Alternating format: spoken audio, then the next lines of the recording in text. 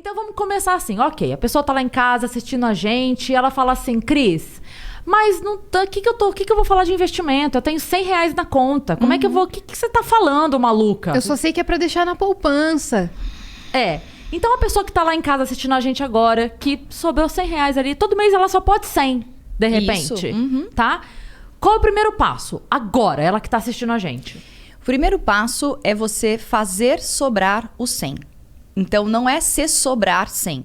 É se comprometer a fazer sobrar 100. Como se você separasse um dinheiro para pagar uma conta de luz, de água, a escola do seu filho e mais o 100 da sua aplicação financeira. Porque se você esperar sobrar, não sobra. É isso? Se na sua conta sobra, na minha não sobra. Se eu esperar sobrar. Vivendo e olha, aqui não. Vamos falar a real. Se a gente deixar dinheiro na mão, é vendaval mesmo.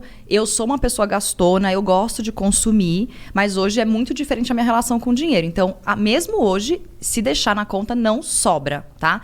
Então, você tem que fazer esse dinheiro sobrar.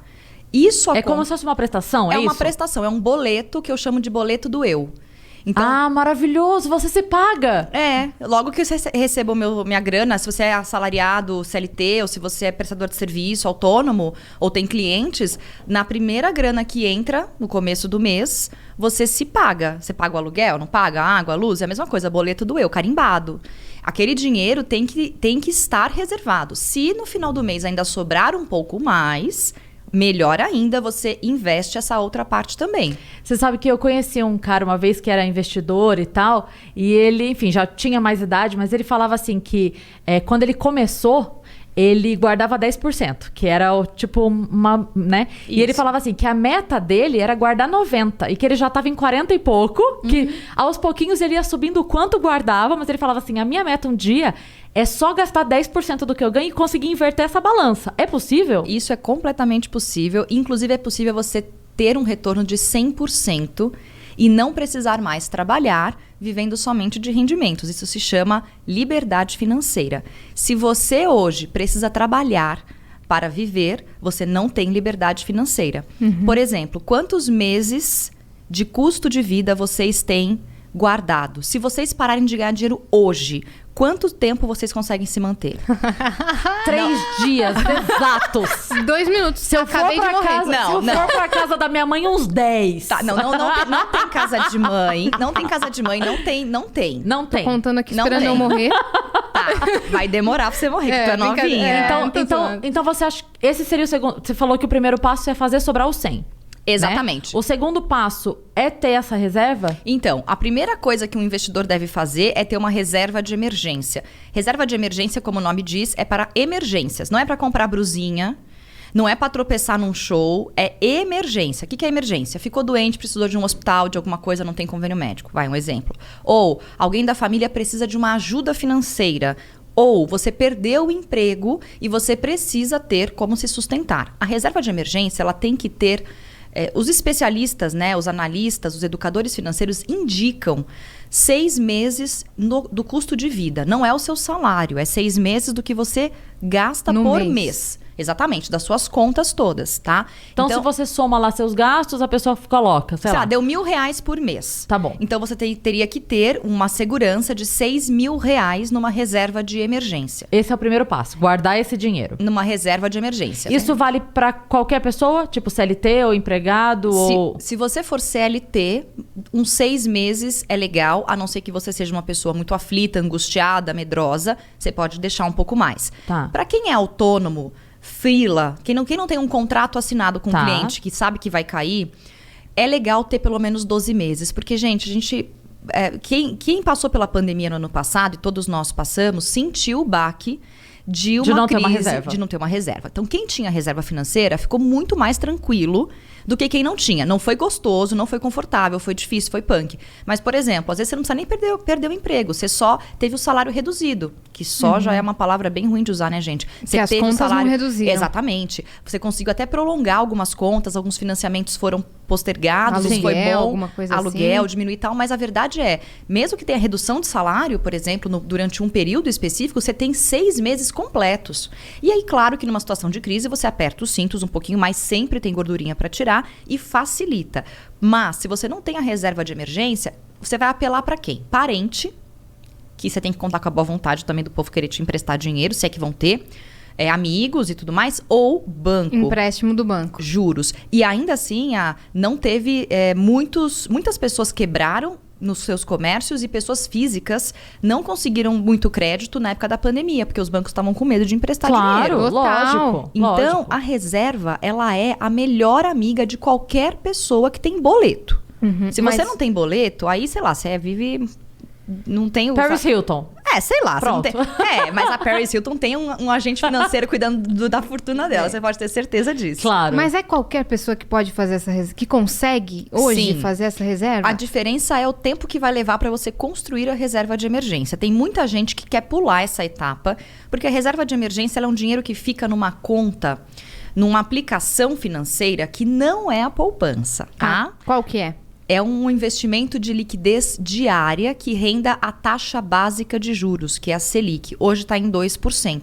Já é baixo esse rendimento. Que é a taxa básica de juros do país. Da economia. Da economia. Chama-se taxa Selic, vale 2% hoje. Ela deve aumentar na próxima reunião do Copom, porque a inflação também aumentou. Nós estamos com problemas, né, econômicos e políticos internos que fazem o mercado não gostar muito da ideia de investir no Brasil. Então, o Banco Central provavelmente vai subir um pouquinho essa taxa. No final do ano? Não, agora em março. Já começa a subir agora em março. Estamos em 2%. A gente teve uma taxa de 14% há alguns anos atrás, que fazia com que qualquer dinheiro na poupança rendesse 14% ao ano. Por isso o brasileiro tem o hábito de ser rentista. O brasileiro não tem a preocupação ainda, né, a maior parte das pessoas, de investir no mercado de valores, na bolsa de valores. Porque a renda fixa, que tinha uma certa segurança, que é bem mais tranquilo... Era boa. 14%. Hoje você não consegue isso em lugar nenhum. Hoje o índice Bovespa, que é o nosso índice da Bolsa Brasileira, ele dá ali mais ou menos todo ano, pelo menos 10%. É bom, é um bom investimento. A longo prazo. O índice Bovespa rende pelo menos uns 10% ao ano. Não vamos considerar o ano da pandemia. Que o ano passado rendeu só 2,96%, mas afundou e voltou e não ficou negativo.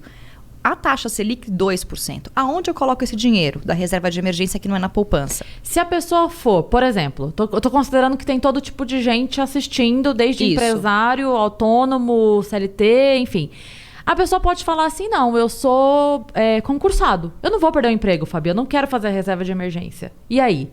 O que você diz para essa pessoa? Eu tenho mais medo de não ter reserva financeira do que ficar nessa situação achando que as coisas não vão mudar. A gente viu no primeiro ano desse atual governo a reforma da Previdência sair. Ela foi debatida, essa reforma da Previdência, para diminuir os custos do nosso país, para enxugar a nossa máquina. Ela foi falada no governo FHC, no governo Itamar, no governo Lula, no governo Dilma e no governo Temer, pós-impeachment, foi iniciado o processo. É uma medida extremamente não popular. E por isso um presidente que substitui uma presidente empichada, eleita democraticamente, faz esse papel de ter dar início a uma reforma tão importante e impopular, porque para ele tanto fazia. Só que foi um movimento importante no fim das contas. E ele ia sair logo também, né? Ele só tinha um ano e meio. Exatamente. Quando o Bolsonaro entra, ele leva um ano, né? Ao contrário do que ele imaginou, ele leva quase o primeiro ano inteiro do mandato para fazer a reforma. Tá? Então, hoje em dia, depender da previdência social do nosso país já não era bom antes. Depender hoje, para mim, é mais arriscado do que botar meu dinheiro na renda variável. Mas só se você investir e fazer sua própria aposentadoria. Exatamente. É isso que você quer dizer? Exatamente. Não, é exatamente isso. Tô entendendo, que orgulho.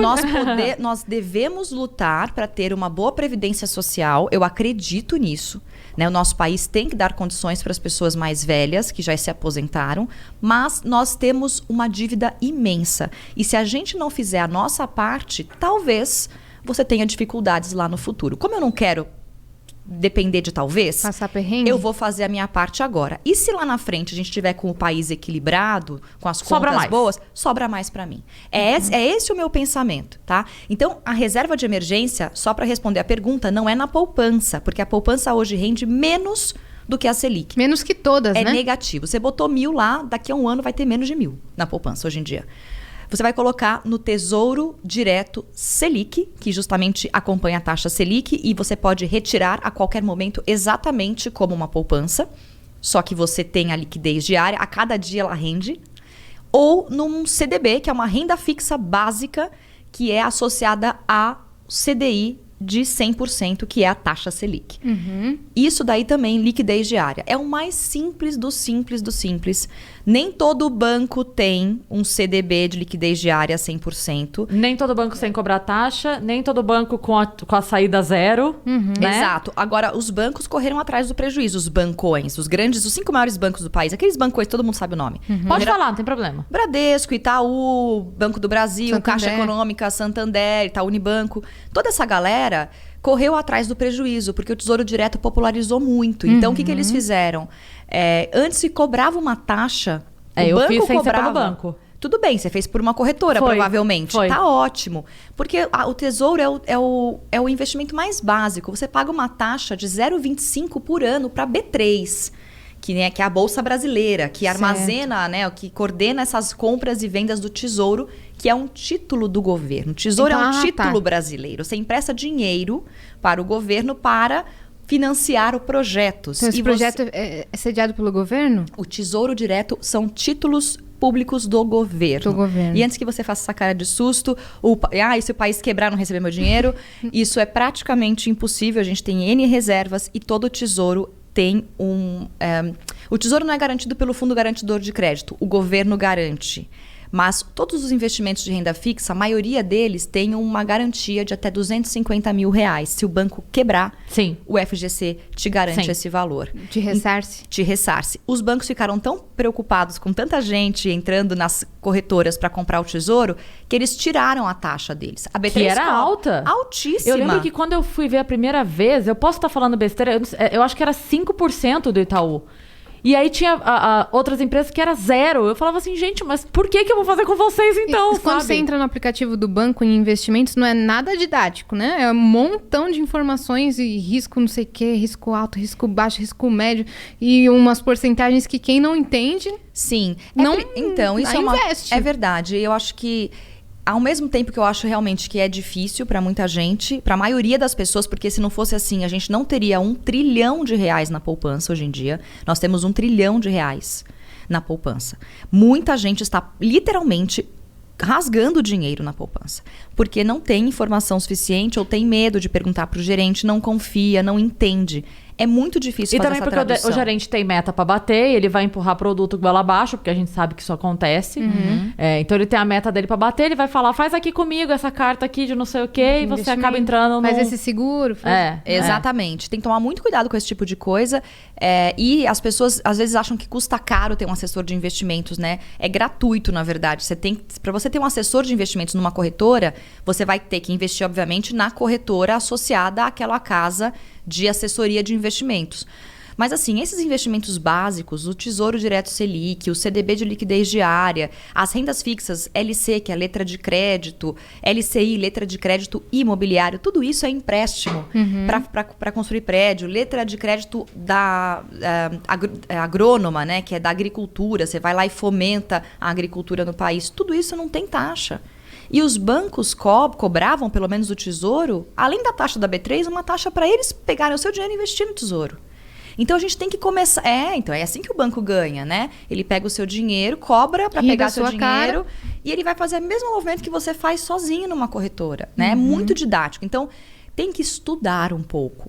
Não vai cair do céu esse... Infelizmente, a gente não tem ainda, de verdade, educação financeira nas escolas, embora a lei... Infelizmente mesmo. A lei o ano passado, na pandemia, foi instaurado que criança e adolescente tem que ter. Tem que ter. Mas... Que algumas escolas tinham empreendedorismo, né? Que colocaram. Mas educação financeira, não estão ensinando nem a alfabetizar direito, Exato. gente. Então, a gente tem um gap muito grande. Então, por isso que eu acho que nós...